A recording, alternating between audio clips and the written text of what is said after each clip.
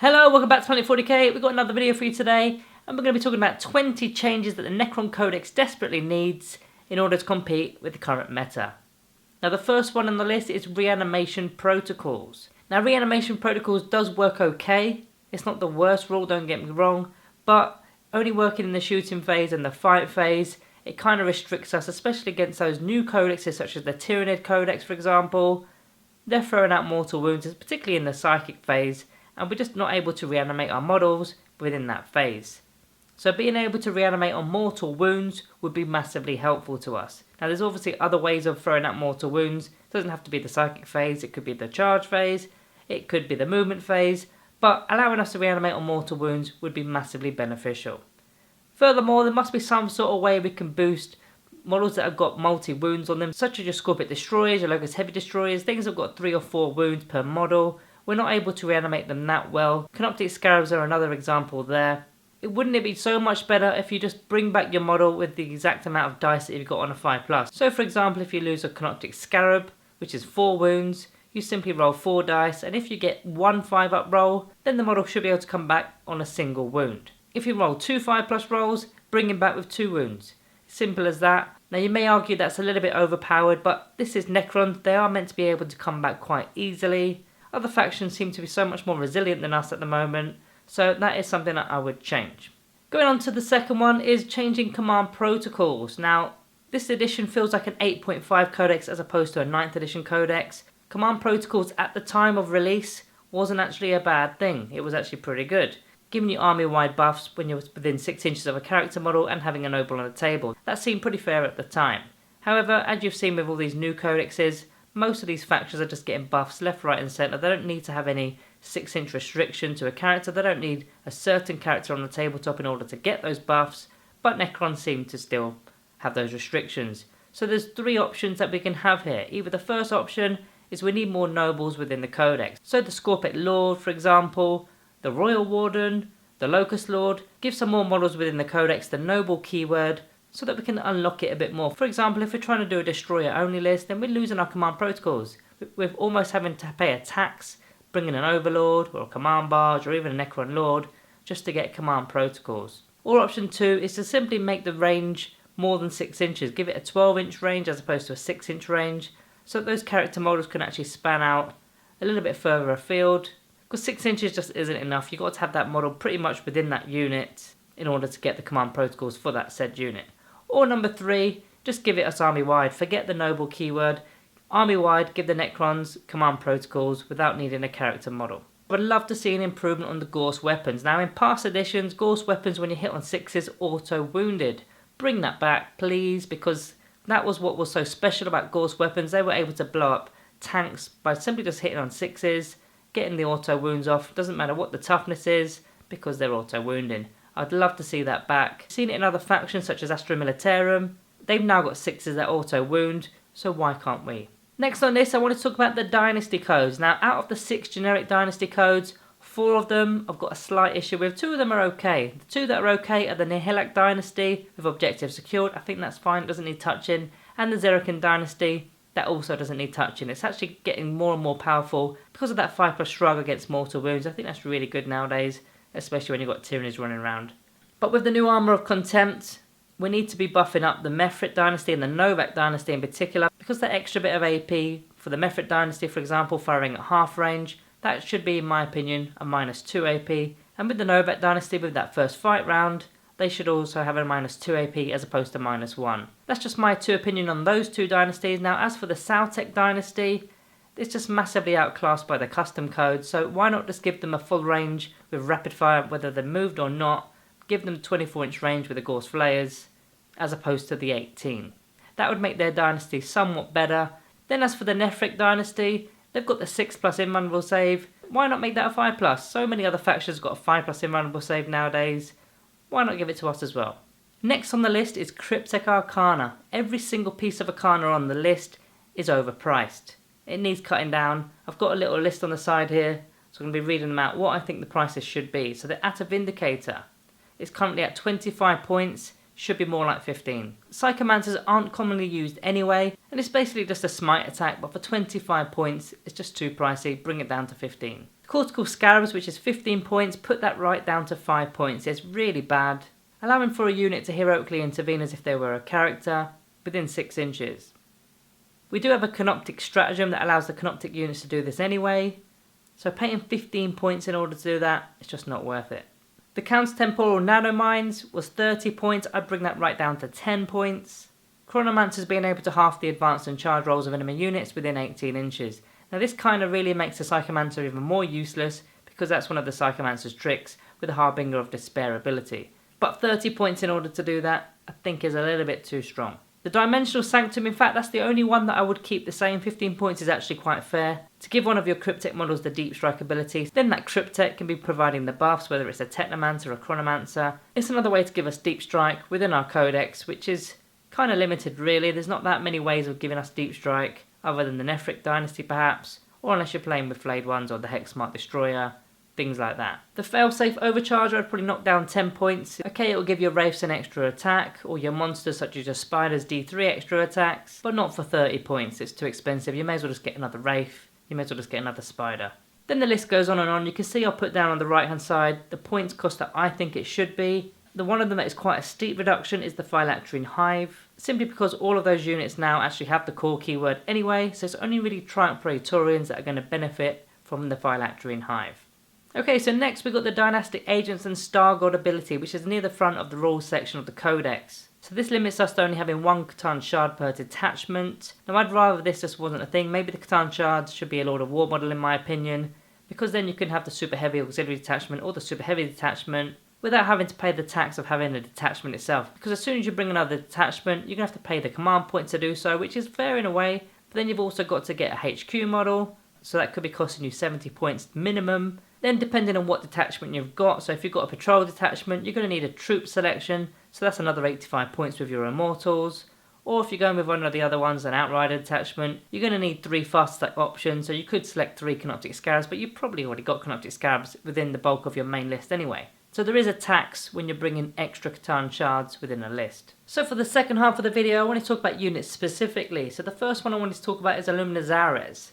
Now Luminosares is a fantastic model, it's a character model, a named character model, but isn't chosen as often as it should be, because you can just take 2 Technomancers for even less points than the actual Luminosares model is. Now when we got our core update, I thought the Luminosares was probably a top tier unit now, but once you start to break it down with the actual 2 Technomancers, now one of the ways to make him great again is to simply give him an invuln save. He hasn't got an invuln save, he should have a 5+ invuln save. The sheer size of the model, he's an absolute monster. Yet he hasn't got an invuln save, so give him a 5+, that will resolve his issue. Now if they're not going to do that, then he simply needs a points reduction. 160 points is way too pricey for a character that you can't put relics on, you can't select the Warlord trait, you can't put Cryptek Arkana on him, and he's got no invuln save as well. So bring him down to 140 points, maybe even 135 at a push, make him more usable that way. Another model that needs a price reduction, I think, is the Royal Warden. Now, the Royal Warden's ability is fantastic, especially if you're playing a shooty dynasty. Getting you guys to fall back out of combat could be absolutely crucial, because you don't want to be in combat when you've got your Ghost Reapers with your warriors, for example. You want to be out, you want to be firing without any penalties whatsoever. So for that reason, he's actually very good. However, fitting him into your list when you've got the Technomancers, the Chronomancers, as well as a noble unit such as your Overlords and your Command Barges, you find it quite difficult to then fit a Royal Warden unit in as well. So either bring down the points of the Royal Warden to 65 points, make him a little bit cheaper, because really you're only taking him for that ability, or could they potentially put him into the Elite section? Now I know the Elite section is quite competitive as it is, so that could actually be a hindrance, but we need to somehow get more of these guys in our list because the ability that they have is absolutely fantastic. And the next one on the list is to do with the Psychomancer. Now I've had a little bit of a debate on Discord with this one in particular. Now his Harbinger of Despair ability happens in the morale phase. So you get 3d6, and if you roll more than the enemy's leadership, a unit that's within 12 inches, then you can do one of the following things. You can either turn off OBSEC, or if they're doing an action it's going to turn that off and they're going to fail the action, or it's going to half the advance and charge rolls of the enemy units. Then the third one, you can turn off Overwatch, which isn't that common apart from going against tower spells, but it's done in the morale phase. Now I'd like to see this happen in the movement phase, not the morale phase. And the reason for that is as follows. If you were to fail the roll, now don't get me wrong, 3d6 against leadership, you're likely to succeed. But if you do fail the roll, you can't do much about it. You've effectively had your turn. Whereas if you do it in the movement phase and you fail that roll, you can then decide, okay, I need to do something differently and I've still got my turn to do it. As an example, if you're going up against an intercessor unit that's got objective secured, and you're trying to turn off the objective secured with your Psychomancer and you fail the roll, okay, you fail it, but you now know you failed it. So now you've got the opportunity with other units within your army to shoot that unit off the objective as opposed to simply turning off OBSEC. So that's one example. Another example is half in the advance and charge roll. You've got to move close to them within 12 inches in order to turn that off. What if you fail that roll? So you've gone closer to actually do the ability, you fail the roll, now you're only 12 inches away and they've still got to have their movement phase before they've even done their charge move. So you've just put your Psychomancer into harm's way unnecessarily. Now the Chronomancer, as we've already spoken about in the Cryptic Arkana section, he can have the Arkana to do that with 18 inches as opposed to 12 inches. So the best way to fix this ability is either put this in the movement phase or simply extend the range to 18 inches as opposed to 12 inches. Next on the list is the Canoptic Reanimator. Now I absolutely hate this model, you know I hate this model, some of you absolutely love this model, but there's three options for changes that I do with a Canoptic Reanimator.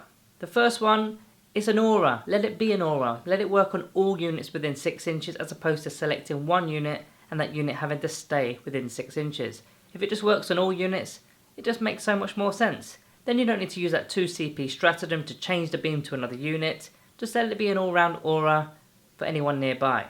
Now secondly, it needs to be more resilient. It's not that survivable in game. It's not got an invuln save, so give it the containment field invuln save. Give it a 4+. It doesn't need quantum shielding. Just give it the same invuln save that the Doomstalker has, the 4+ containment field save. If it has to be a 5+, so be it. That's fine. Just give it some sort of survivability because it's got nothing. If you can't do that, then why not make it a character model? Now that may seem weird at first, but giving it the Lookout Sir ability will massively change how this unit is operating within the battlefield.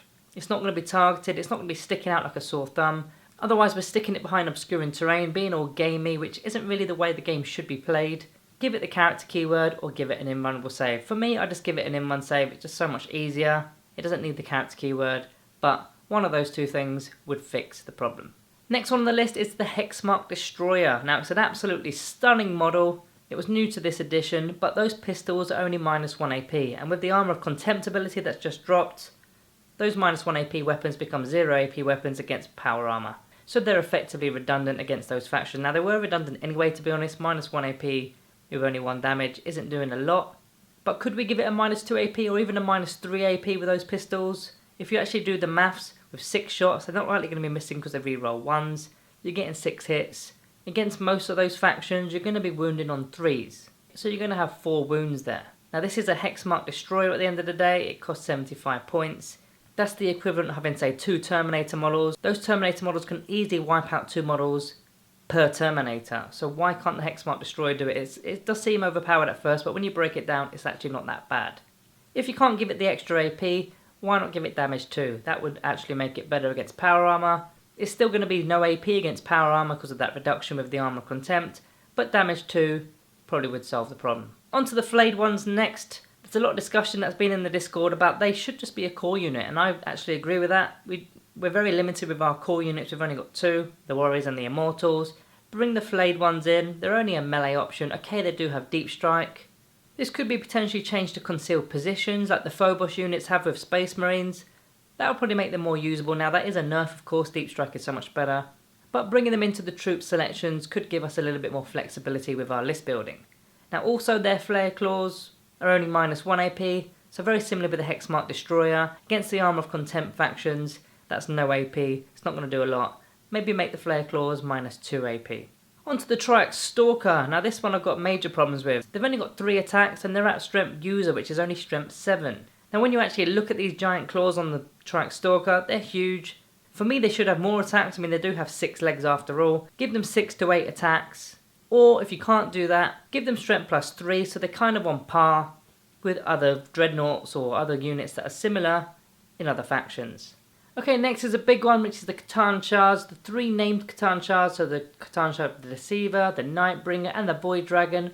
All 3 of them for me are massively overpriced. Now I've already spoke about them potentially being in the Lord of War sections, but for the actual points cost, I think they should be dropped about 50 points, maybe even 75 points. 370 points for a Nightbringer is just too pricey. It can be got at quite easily. Okay, you can only lose 3 wounds per phase, but with all these new codexes now, you can throw out mortal wounds in virtually any phase now. A Nightbringer will not survive, unless you're putting it into strategic reserves perhaps, but then you're not actually making use of the Katan shard because you're not using the Katan powers. So I would reduce the points cost maybe to about 300 points for each Katan shard. Now the second change I would like to do, don't know if you'll agree with me with this one or not, but I'd allow them to have all the Katan powers. Not necessarily be able to use them all in a given turn, still keep the same, so you're only able to use 2 Katan powers in a given phase. But being able to use all of them gives them a bit more flexibility. Maybe using that Cosmic Fire Katan shard power, which is only 9-inch range, and you've got nothing within range, so you've effectively lost that Katan power for that turn. Okay, you can spend a CP to change it. I would just allow them to have all the powers, then select the ones you want to use on that turn. So you're still only limited to how many you can actually use, but you know all of them. Next we go on to our heavy support, and it's the Doom Stalker as well as the Doomsday Arc. Another couple of models that I've got issues with. It's the main weapon that they both have, and it's the high profile version of the 2 weapons. So the first problem is they've got to remain stationary. I can live with that if I have to. Heavy support shouldn't really be moving that often, but the fact that they've both got the blast ability inbuilt within the weapon is a massive problem. So they can't really move unless they're going to give up using the high powered variant, and then also blast, so if they get tagged by an enemy unit, they simply cannot fire the weapon. Then that makes them completely redundant because they need to fall back, and once they've fallen back they can't actually fire. So therefore these 2 units in particular are quite expensive units as well, and once they get tagged, pretty useless. Then furthermore, it's D6 attacks with each of the weapons, which is obviously problematic in itself. Why not have D3 plus 3? At least you're then guaranteed a fair amount of shots. And the same with the damage. We've got a damage D6, which just feels like an 8th edition damage really, doesn't it? Give us D3 plus 3 on the damage as well. Moving on to the other vehicle, which is the Ghost Arc. Now, I actually personally like the Ghost Arc. It's one of my favourite units within the Necron Codex. But there are a few little issues with the Ghost Arc. The first one being the transport capacity, only having 10 warriors in the transport as opposed to a unit of 20.